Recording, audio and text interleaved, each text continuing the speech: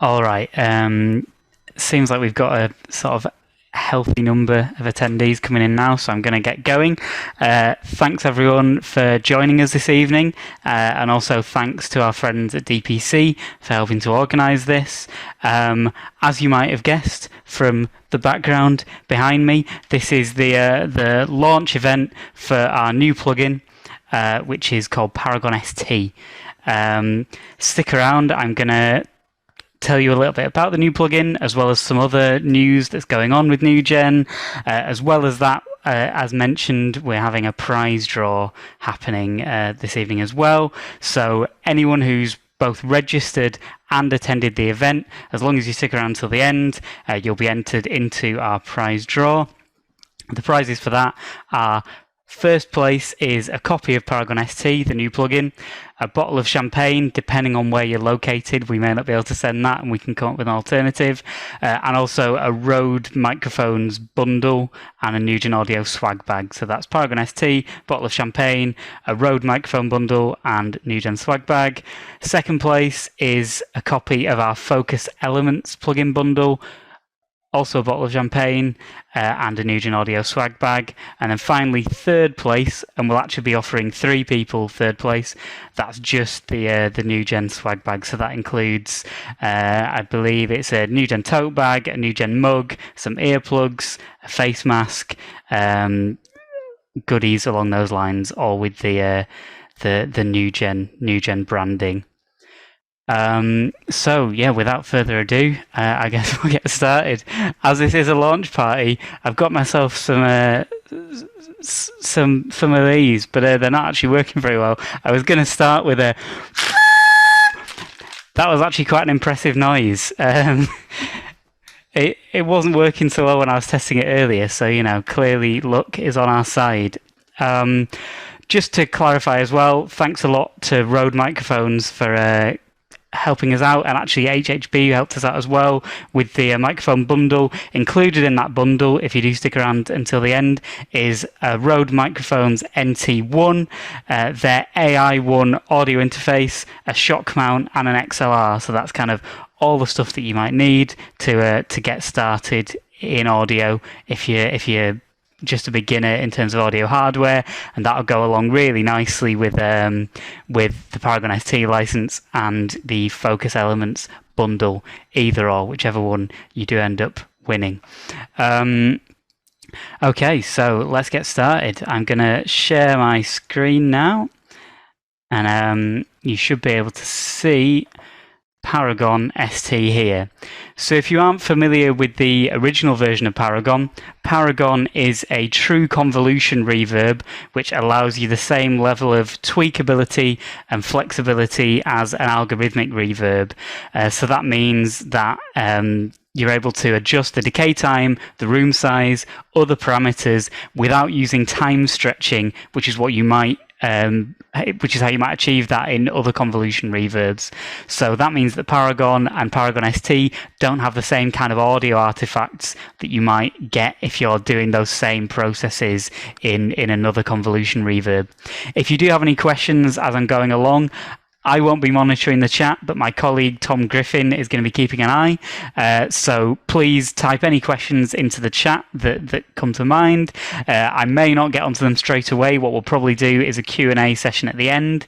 But yeah, if you ask me those questions as we're going along, type them into the chat, and I'll answer any questions that you have at the very end.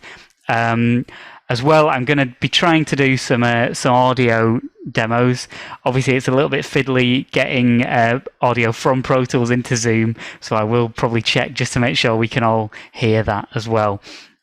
But as I said, Paragon, it's a true convolution reverb with the same level of flexibility as an algorithmic reverb, and that's because of the state-of-the-art resynthesis technology that was developed by Dr. Jez Wells at the University of York. So this version, Paragon ST, unlike Paragon, this only operates in stereo. So the full version of Paragon also goes up to 712 surround, so it's perfect for surround and immersive applications.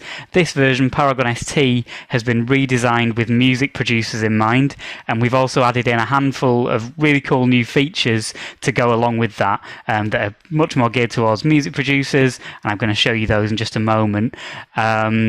Before I let you hear those, let me just give you a little bit of a tour of the UI. This is the main panel, which is what we'll really be focusing on today. I won't be doing as much of a deep dive, although there is plenty of content on our YouTube channel that you can check out to do with that. So you've got all the kind of controls that you'd expect with a reverb. You have your room size, you've got your decay time, you've got brightness, you have pre-delay, you've got a global high-pass filter here at the top left. The new features that we've added are a stereo width control, which allows you to control the width of the wet reverb signal. That allows you to give a bit more separation between the dry and wet signal. It also allows you to just create more of a sense of depth and more of a sense of space in a mix. As well as that, we've added in a mic distance control. That's this one here. That essentially changes the balance between the early and late reverb reflections in the signal. But what that does is it gives the impression that the source audio is either closer to the listener or further away from the listener without affecting the overall characteristics of the space. So you could still have a really kind of large cavernous space, but if you bring that mic distance control either down to 0% or at least a relatively low value, then you're going to end up with that same large space, but with the audio itself sounding like it's closer to the listener. So that's the mic distance control. As well as that, we've added in reverb modulation. That's this one here in the bottom right. This is basically a classic chorus effect that you can add to the reverb signal. Unlike a lot of the other features within Paragon and Paragon ST, this doesn't really add to the realism. In fact, if anything, it probably takes away from realism. But it's a great way of just adding a little bit more sparkle, making a particular element perhaps stand out in the mix. So you have depth controls, you have mix controls for that, and you have a rate control, which can also be locked to the tempo of the project. So you've got all the different kind of denominations there. As well as that, we've added in a tempo lock for the pre-delay. So previously, in the surround and immersive version of Paragon, that could only be set in milliseconds, but we have now added a tempo lock to that, so that can also be controlled in the same divisions as the modulation control. All those features are going to be added into the surround and immersive version of Paragon as well, but they have been designed specifically with music producers in mind. It's worth mentioning as well that this is at a lower price point than the full version of Paragon. So this plugin is going to be $299. That's going to be the full price. That's $299. But for now, up until the 6th of December, it's going to be $149. That's $149. It's also worth noting that if you're a student or if you work in education, there is a 50% discount available on all of our products. You can get the educational discount by going to nugenaudio.com/edu-discount. So that's for anyone who's a student or anyone who teaches or anyone who works for an educational organization. Even if you're a student and you don't study music production or music technology or anything like that, you can still get the 50% discount. We won't tell anyone that you're a philosophy student or whatever it is that you do. So let's hear some of Paragon ST. I've just got a drum track here because that's a really nice and easy thing to demonstrate how a reverb sounds. I'm going to choose a preset. Let's go for Dark Room. Why not? And let me know if you can hear this.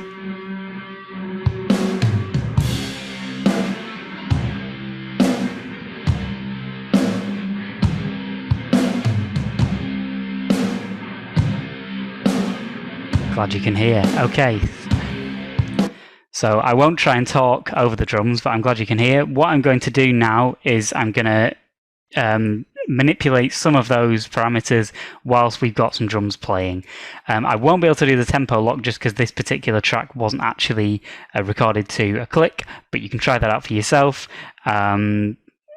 Okay, here we go. You'll also be able to hear a little bit of guitar bleed because this is from a live recording, but it's still, I think, a pretty full drum sound and still absolutely good enough to demonstrate what's going on here. So yeah, I'm going to first of all adjust the stereo width, then the mic distance, and then I'm going to mess around with the modulation as well.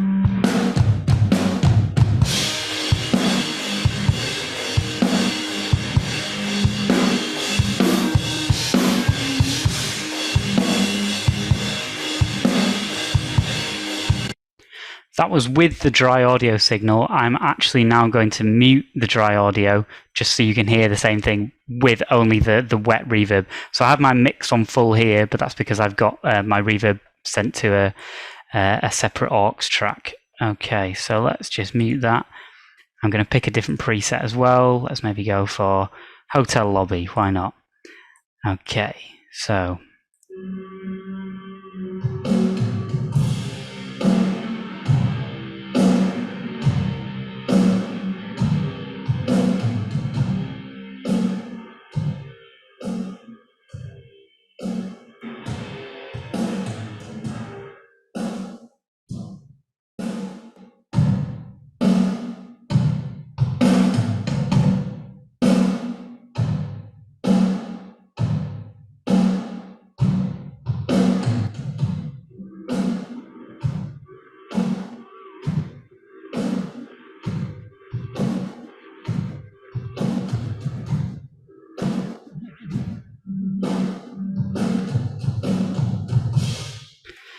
So you've heard a lot of the different sounds that Paragon can make there. Obviously, it isn't only able to be used on drums. You could use this on anything.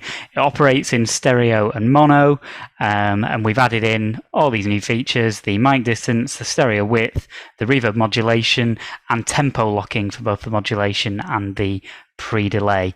So that's everything to do with Paragon ST. If you'd like to learn a little bit more about that, there is a video that's just gone onto our YouTube channel called An Introduction to Paragon ST, and there is also plenty of other content about the full surround version of Paragon.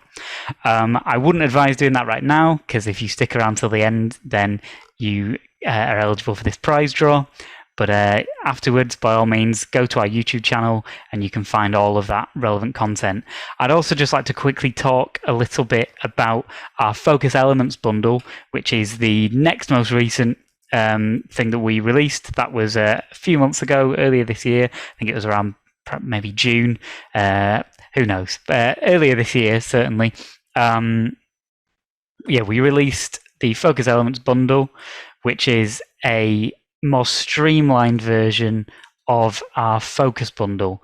So Focus is our selection of stereo manipulation tools, and Focus Elements is a bunch of simplified, streamlined version of those tools, which are a little bit cheaper and just much more simple. So either if you're on a budget, or if you're someone who is new to audio and you aren't comfortable dealing with something with a lot of different complicated parameters, you can try Focus Elements for a bit more of a simple idea of these plugins. So first of all, I'll show you Stereoizer Elements. That's this one in the bottom left. If I play some drums through that, I'm going to, again, just show you what happens with the stereo width as I make it wider and narrower. All the controls in this are just the stereo width. You have an overall left and right pan, you have a trim control, and a mono switch. That allows you to hear how the audio is going to translate into mono. So, for example, a lot of people, if they're playing music from a Bluetooth speaker or an iPhone speaker, it might be in mono. That's how a lot of people listen now. So even if you're wanting to create a really wide mix with a lot of depth, it can still be really useful to use something like stereoizer elements, you know, to make things wide, but also then to make sure that it still hits in mono, because people sadly people do still listen in mono. So I'm gonna play you some of that and show you how that sounds as I'm making it wider and narrower.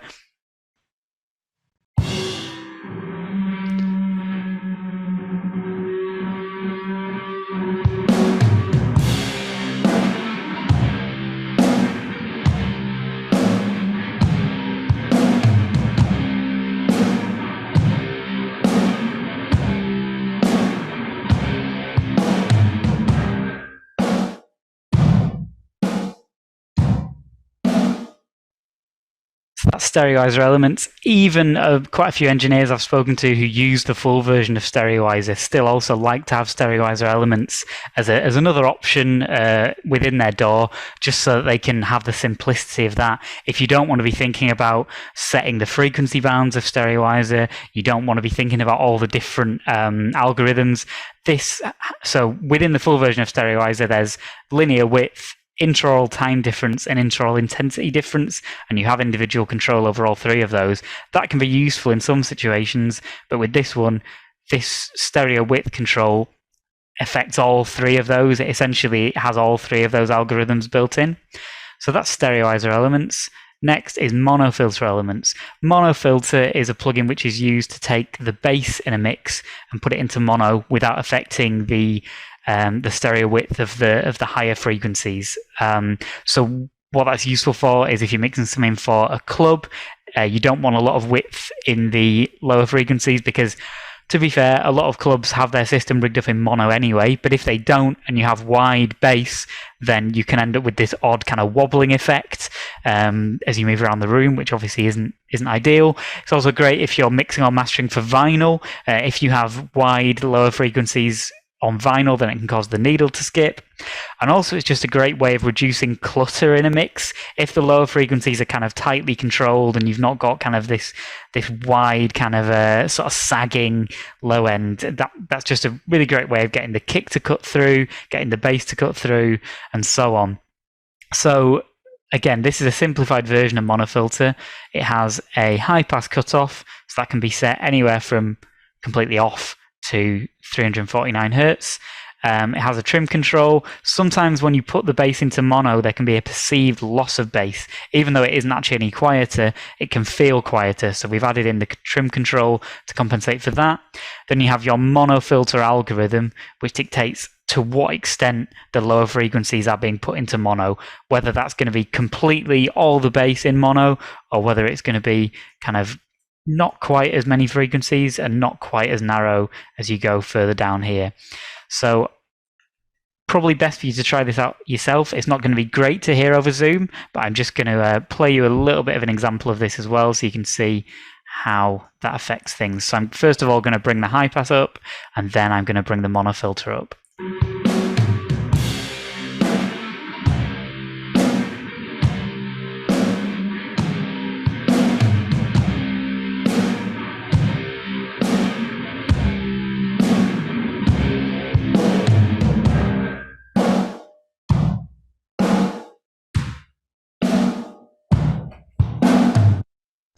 So that's monofilter elements. Finally, I'd just like to show you stereo placer elements. Stereo placer is a frequency-specific panning tool. It allows you to zone in on specific frequencies within a stereo recording and move just that frequency band either to the left or to the right without affecting the rest of the frequency range. So it means that your stereo image for everything else remains exactly the same, but you can just zone in on a particular element.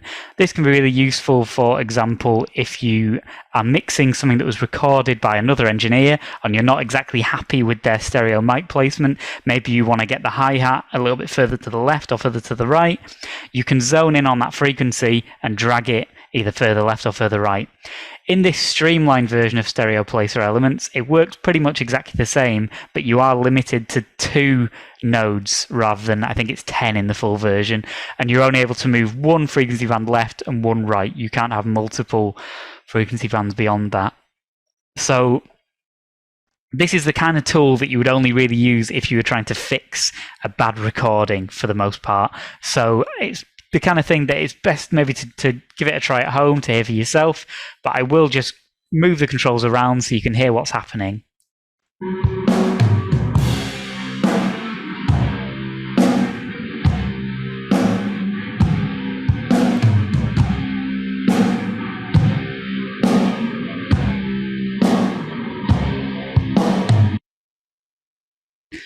All right, so that's everything that I wanted to demonstrate today. I'm just seeing in the chat, someone's telling me that I'm in stereo and Pro Tools in mono. I'm really sorry if that's been the case. I did test this before the call, but yeah, sorry about that. Like I say, all of this you can try for yourself. Anyway, all of our plugins have a free 15-day trial, so check it out for yourself. And yeah, you'll be able to hear better anyway. Even if Pro Tools had been perfectly in stereo, then over Zoom isn't the best listening environment. So I would recommend trying these out for yourself anyway. The final thing I'd just like to talk about is, although I've been talking mostly about music production this evening, well, morning or afternoon, depending on where you are, but for me it's evening. Even though I've been talking mostly about music production, we are in the process of putting together some more tools for surround and immersive workflows for audio post. We've got a new product in the pipeline, which I can't say a huge amount just yet, but suffice to say, if you're a fan of Halo Up Mix or Halo Down Mix, then you'll probably be a big fan of what we're working on at the moment. Keep your eyes peeled sometime in 2022 for a new product. We're pretty excited about it. It looks very cool. Halo Omnimix, someone's just suggested in the chat. Who knows? I'm saying nothing. So before we move on to the prize draw, so for anyone who wants a reminder of how this is working, as long as you registered for the event and now you're attending the event, Vanessa, my colleague, is going to go through and pick someone at random for each of the prizes. So we've got one first prize, which is it's one first prize, which is Paragon ST, a bottle of champagne, the Rode mic bundle, and a NUGEN swag bag.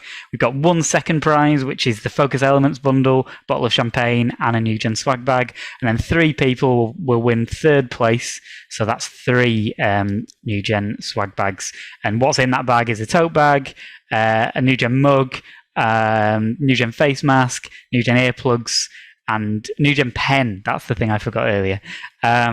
So yeah, we'll be picking 5 people at the end. In the meantime, let's have a look at the Q&A.